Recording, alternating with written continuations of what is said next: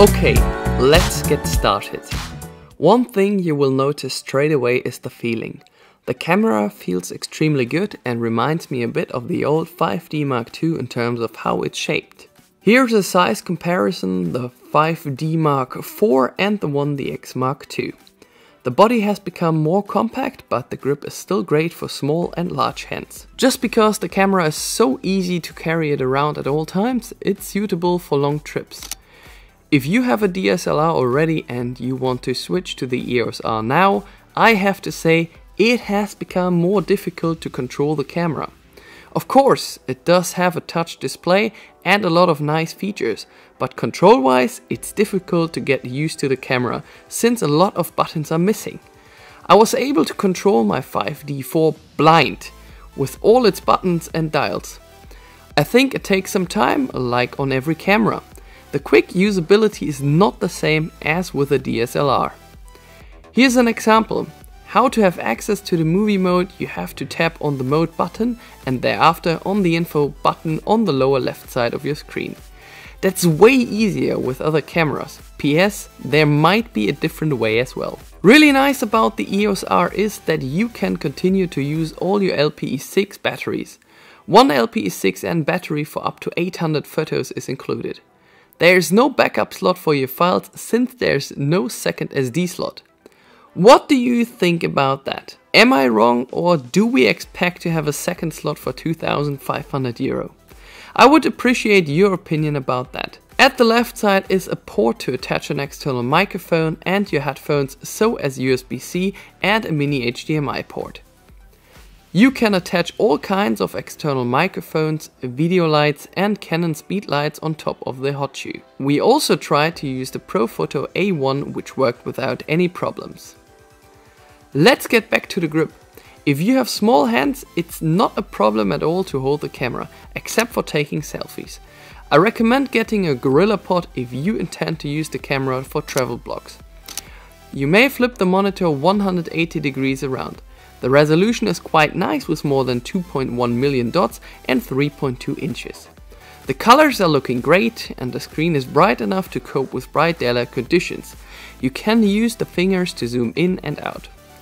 With the first mirrorless full frame body by Canon, you get a brand new head display which is useful for changing the aperture, ISO and shutter speed. The last mode will be displayed even when the camera is turned off. At the moment, Canon provides the mount adapter EF EOS R for free when you purchase the camera. I tried a lot of lenses and the focus was extremely fast, also with non-native lenses. The entire construction gets a bit front heavy through the adapter, especially with telephoto lenses. I tried the new 50mm 1.2L and trust me, it's so sharp and it has nothing to do with the old version anymore. Well done, Canon! There will be some more mount adapters by Canon which will be expected early 2019.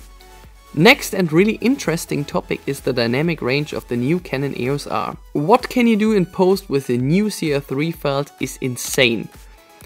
I think it's the first camera which is using the new RAW files. These are a couple pictures I took using the 24 to 70mm lens. It does not really matter anymore if your files are a bit over or underexposed.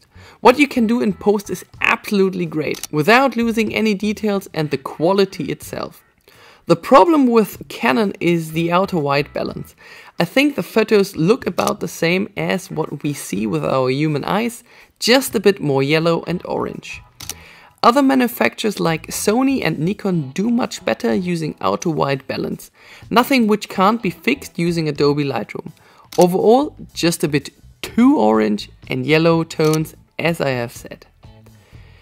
If you are new into photography, you will be more than happy to find the new FV mode, accessible via the mode dial on top of your camera. This is basically a fully automatic mode with the only difference that you can adjust all settings manually as well. For instance, if you want to have an ISO limit, just set it and the camera will adjust all the other settings by itself. If you want to have a fixed aperture or shutter speed, you can set it as well and the camera does the rest. That's a great feature for everyone who is just starting with photography and who is not familiar using all the manual settings straight away. The photos on the new EOS R are looking so crystal clear, with lots of details. You can compare the photos with the Canon EOS 5D Mark IV and its 30 megapixel sensor. You can clearly see the difference. I have no idea if it's because of the new processor which is being used by the new Canon EOS R. It does not matter if you take your photos using a fast or closed aperture, the details are great. Make sure to test the Canon EOS R with one of its native lenses. What you get in terms of sharpness is insane. One major disadvantage of the new RF lenses is their size. They are way too big compared to the body size. Dear all, we went for you to the Vogelburg, which stands for Bird Castle. It's about an hour drive from Frankfurt towards Cologne. You can find lots of parrots here which are being cared for. Here's a perfect place to test the autofocus system of this brand new mirrorless camera by Canon. I was a bit skeptic about the autofocus system until I got here, but then you take the Canon EOS R with more than 5,500 autofocus points and realize how quick it really is. The picture and video seen through the electronic viewfinder is smooth. With neither the electronic viewfinder nor the screen on the backside, you can experience any lag in speed. Using the live view to record videos and using the autofocus system at the same time worked well. Also on moving subjects like birds, other animals and people. Here's one major difference compared to my 5D4.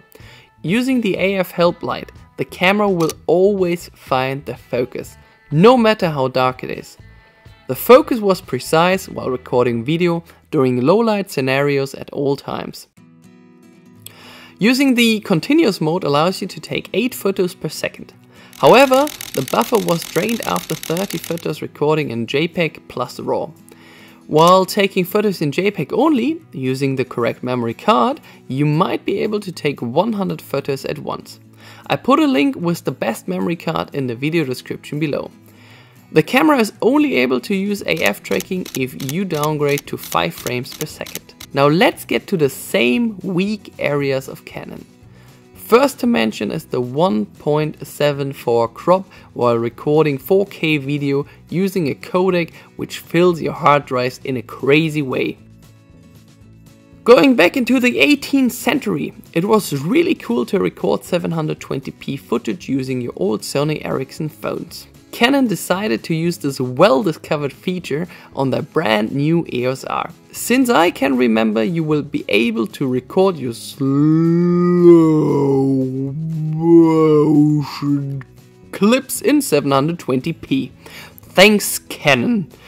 Some of you might be grateful to have now C-Log and a 10-bit output via HDMI. However, all video clips which we took looked great, also in terms of neutral colors. Make sure to buy a fast writing SD card while taking 4K and 1080p clips with 50 and more frames per second. The camera does not have a 5-axis inbuilt image stabilizer. To compensate any kind of shaky videos, you must accept another crop while filming. You can record time-lapse videos in 4K and Full HD. One major disadvantage of all Canon cameras is that you are restricted to some given frame rates instead of having a choice. The here shown time-lapse clips were taken in 4K. As all cameras by Canon, is this new kit also equipped with a Wi-Fi interface to control the camera and to transfer photos and videos onto your phone without any external network. But it's Canon's first camera where the connection was too weak to keep up the connection seen in this video of approximately 5 meters. We are hoping for an update soon. The true beautiful good one. That's the slogan on the old Opera in Frankfurt. You can still read the slogan with an ISO setting of 40,000, which is the limit. Let's get to the last topic, the low-light performance. You won't be able to complain using ISO values until 6400. The camera has a relative good noise performance. You may use all ISO values until ISO 40,000 for video recording and photos. The entire low-light test with sample files is available for download. You can find the link in the video description below to review these files at home. Let's get to the most important question. Is it worth to buy the Canon EOS R? in my opinion, has the Canon EOS R no benefit compared to other full-frame bodies like the 5D4 or Canon EOS 6D Mark II. Of course, the body is compact and does not weigh as much as the other full-frame bodies, but the new lenses tend to be bigger as well. All Canon bodies had one major advantage in common. They were all easy to handle even if you were blind.